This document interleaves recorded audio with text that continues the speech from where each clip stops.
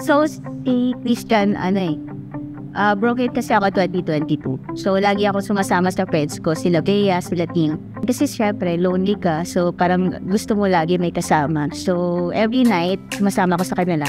And then, may one night na in-open up ni Bea na meron akong irereto sa'yo, si Christian.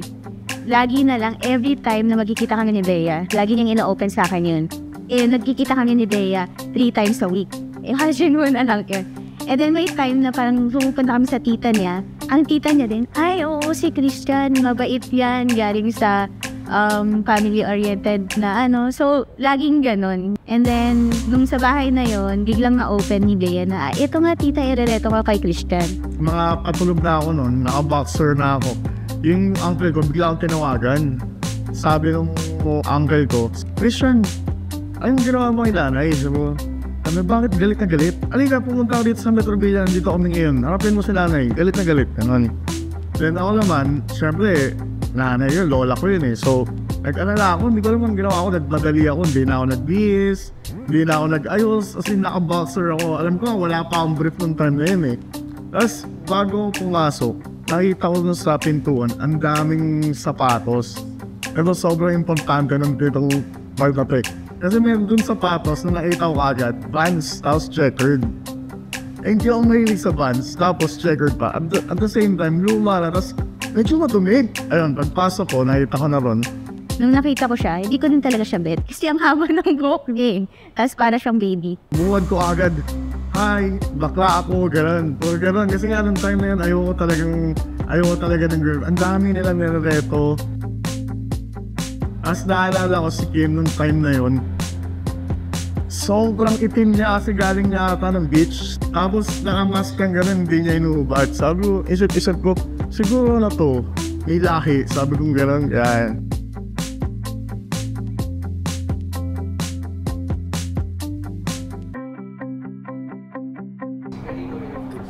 Ay, hindi siya yung first move, syempre. Alam mo, sa totoo lang, ako talaga yung gumawa ng first move. Kasi, nung mahilig ako sa mag-Instagram. Tapos, alam ko, pinalo ko siya eh. Tapos, nung inad naman niya ako sa ID, hindi kami nag-uusap. Until nag-birthday ako.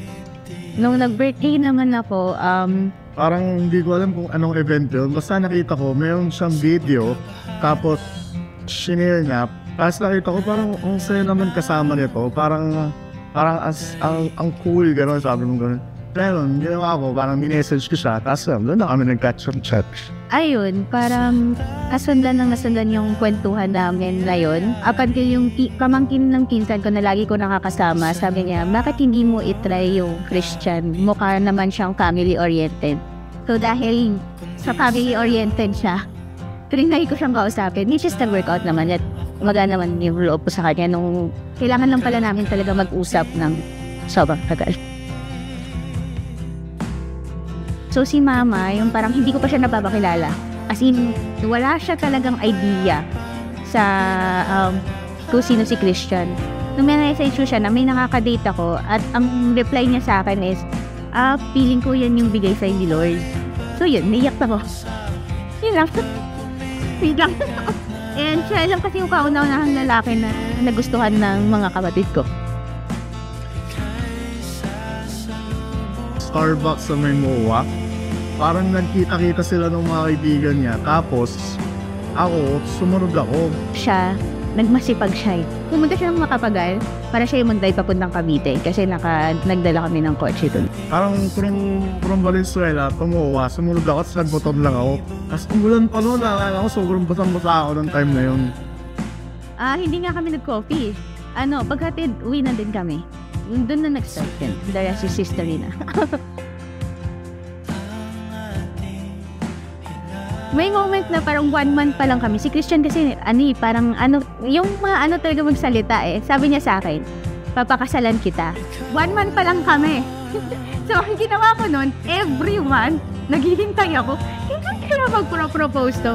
May dumating pa yung araw na birthday ng pinsan ko. Sabi ng pinsan ko sa Tagaytay yun eh. Yung pinsan ko, hindi naman yung nag-aayang mag-Tagaytay ng lunch. Tapos nagpa-reserve. So, inisip ko, ito na ba yung proposal?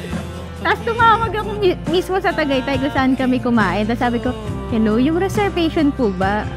Psycho talaga, hindi natividad. Tapos psycho talaga, so hindi talaga siya nag-propose. And then come naman ng February ulit. Valentine's, binigyan niya ako ng 1 rose eh. Ay, 1 rose. Kasi usually, doesn't siya magbigay eh. So parang ako nag-expect ako, okay, so paumpisa pa lang to. Baka mamaya may surprise siya. Kasi pagkagabi nun, inaya niya ako sa bahay ng tita niya. So sabi ko, ito ba yun? Sa bahay ng tita niya siya magpo-propose. Yun pala, kakain lang kami kasi nagtitipid siya. Start kami September eh. Sinabi niya sa akin October na papakasalan niya ako. December, nag-expect na ako. December, January, February, March, April. Yun, nag-expect na ako hanggang sa August siya nag-propose. Kasi naman, boys naman, huwag kayo magsasabing papakasalan niyo kung papahintayin niyo naman. Kasi gusto ko, pag sinabi mong papakasalan kita, bukas na, agad-agad. Kumbaga ako yung klase ng tao na nasanay ako na nakadepende sa lagi akong may girlfriend, ganun. Lagi na lang na yung mga relationship ko, naiki lang. Hindi nagtatagal, ganun. Pero hindi naman ako naglolo ko.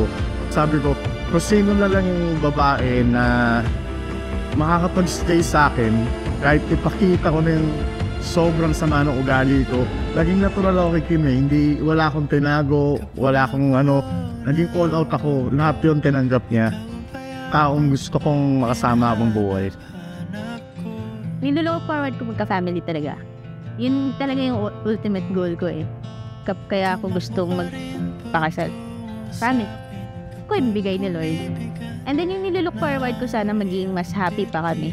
Put. Kapag kinasal ka.